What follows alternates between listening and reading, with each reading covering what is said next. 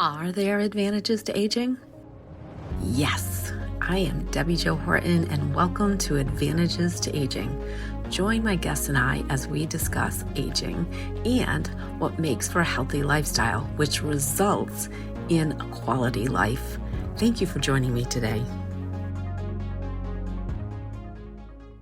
Hey, everybody. Welcome back to another episode of Advantages to Aging. And I have with me again, Laura Fox. If you remember, we talked about those habits, those healthy relationships with food and those habits. And after the taping, we had such an amazing conversation that I said, we just have to share this information with everybody. I think you're going to find this really helpful. So welcome back, Laura. Thank you. I'm excited to be here again. Well, so the discussion that we had was all around the mindset of healthy habits and a healthy relationship with food as we get older, because it sometimes feels like we want to stick to those same habits that we've had all our lives, like when we were in our 20s and still expecting our relationship with food in that physiological relationship piece to be exactly the same when we're in our 40s, 50s, 60s. So let's have that conversation, Laura. What changes should we be expecting, and how should we be handling it? Well, I think, first of all, from what we talked about in the last episode around the cycle and the process that we're often going through when we're not being consistent, addressing that at any stage can be really helpful, because most likely anything that, if you feel like your habits are changing, they may be changing and you may have had success briefly in the past or for an extended period of time, but it may not have sustained for the long term.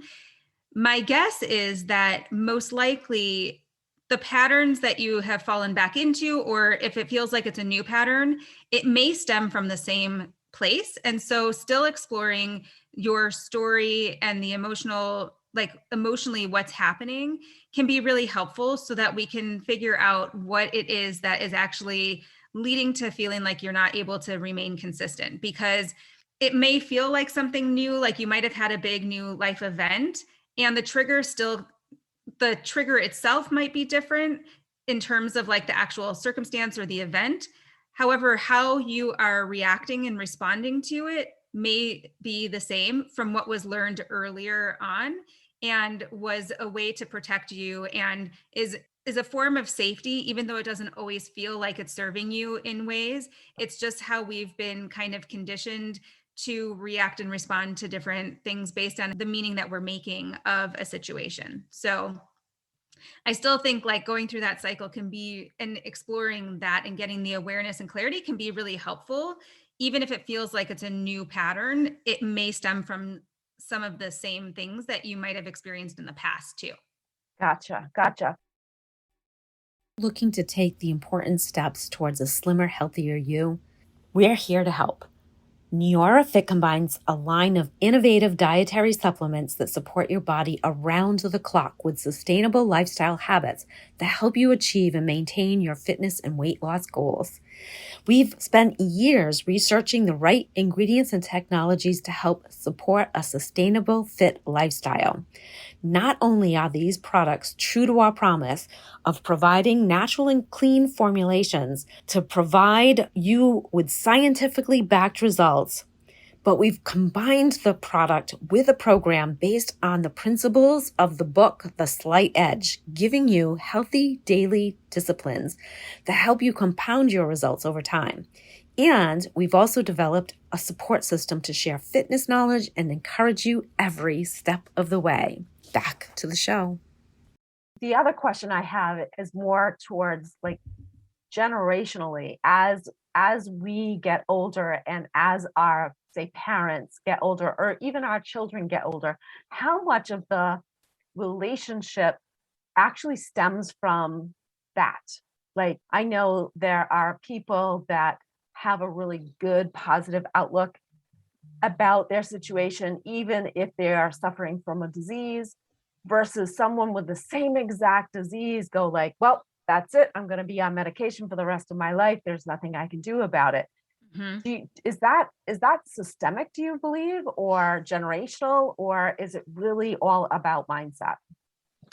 I think it's a matter of, it totally is a mindset in terms of, like we were talking before we were starting to tape, like one person can get a diagnosis and take that as my life's over and I just have to live with this until the end, basically, right? Not that my life is over, but like this is happening to me and I just need to figure out how I can live with this. And I'm not going to let it control me, but it's still an issue that I have to live with. Somebody else might have the same diagnosis and they take that as, wow, okay, this is something that I'm not going to let control me. I'm going to take control over it and I'm not going to let it control my life. And I'm going to figure out what I need to do to live with it the best I can, or to try to get rid of it if possible, depending on what it is. And so it's interesting because it is the meaning that we're making of that diagnosis, right? And how we are reacting and responding to that diagnosis. And that's what I'm talking about, even with how we react and respond with around food as well, is the person who takes that diagnosis and says, okay, this is it. Like, I just have to figure this out. Like they're taking control kind of over the diagnosis versus feeling controlled by the diagnosis. And the person who is feeling more controlled by that diagnosis may end up feeling out of control around food as well, because they feel like they don't have any control, versus the person who's taking that diagnosis as, okay, I'm going to take control over this. I'm not going to let it control me.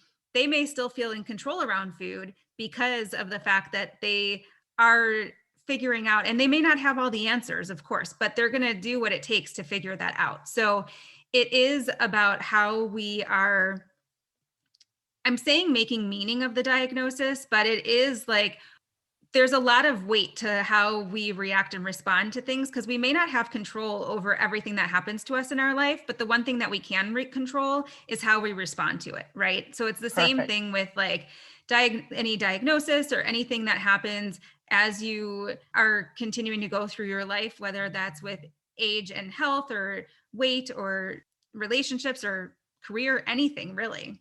Yeah, so true. So true. And, it's really about looking at, if I have this disease, what can I do to best combat that disease? How do I make my body as healthy as possible, even if I have this disease? So, if it's affecting, I truly believe that everything starts in the gut.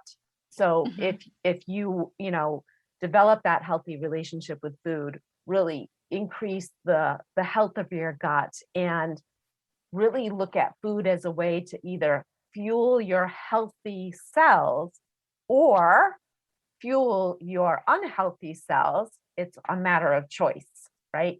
How we choose to deal with those things.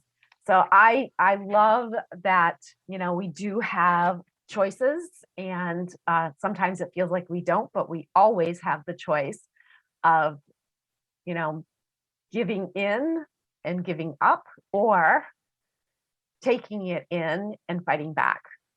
Yes. So again, I love chatting with you, Laura. It's always so eye-opening and so inspiring.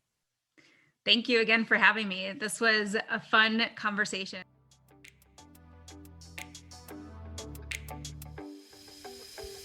Do you think one of the biggest advantages to aging is all the knowledge we gain along the way? Me too. What did you learn today? Share with me in my Facebook group with the same name as this podcast, Advantages to Aging. Now hit subscribe so you don't miss all the tips to come in future episodes.